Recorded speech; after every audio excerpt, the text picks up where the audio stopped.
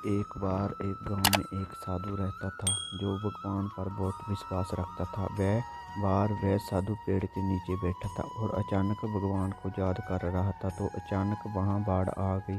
चारों तरफ पानी ही पानी। सब लोग अपने आप को बचाने के लिए उत्तर पहाड़ की तरफ भागने लगे। उनमें से एक आदमी देखा कि इस हालत में भी साधु जी भगवान की तपस्या कर रहे हैं।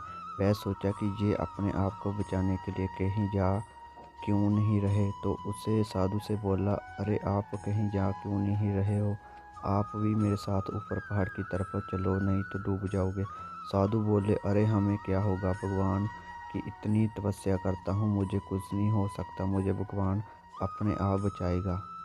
धीरे धीरे पानी साधु की कमर तक आ गया। अब लोग वहां से नाव लेकर निकलने लगे। तो उनमें से एक ने साधु से कहा, अरे पानी आपके कमर तक आ गया है, आप हमारे साथ चलो। तो साधु ने कहा कि नहीं नहीं, भगवान मुझे अपने आप बचाएगा। और वह नाव वाला भी वहां से निकल गया। कुछ देर बाद पानी इतना बढ़ गया कि साधु के सर तक पहुंच गया और अब लोगों को बचाने के लिए हेलीकॉप्टर निकलने लगे।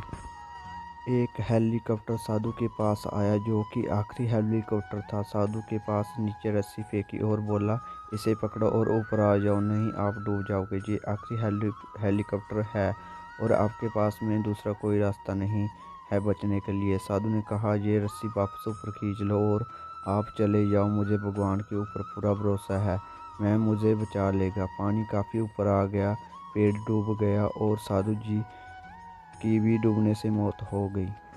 मरने के बाद साधु भगवान के पास गया और बोला, ये भगवान, मैंने पूरी ज़िंदगी आपकी तपस्या की, मेरा सारा जीवन आपकी आराधना करने में लगा दिया, फिर भी इतने भरोसे के साथ इंतज़ार किया कि तुमने मुझे बचाने आओगे, लेकिन वहाँ मेरी डूबकर मौत हो गई और तुम नहीं आए। ऐसा क्यों? भगवान बोले, मूर्ख इंसान, एक नहीं 3 बार आया था। वो तीनों बार मैं ही था, पहला पैदल, दूसरा नाव के द्वारा और तीसरा हेलीकॉप्टर के द्वारा, लेकिन तुमने मेरा एक भी अवसर पहचान नहीं पाया, पता नहीं किया किसका इंतज़ार कर रहा था। इस तरह से ज़िंदगी में हमें ऊपर वाला बहुत से मौके देता रहता है, लेकिन हम सब उस मौके को ठुकरा कर पता नहीं किस चीज़ का इंतज़ार कर रहे होते हैं कि वो होगा तभी मैं करूँगा, इस बात पर अड़े रहते हैं। एक वक्त के बाद वो मौका हाथ से निकल जाता है और हम कुछ नहीं कर पाते। किसी भी अच्छे समय का इंतज़ार मत करो, जो भी करना है आज और अभी से शुरू कर दो।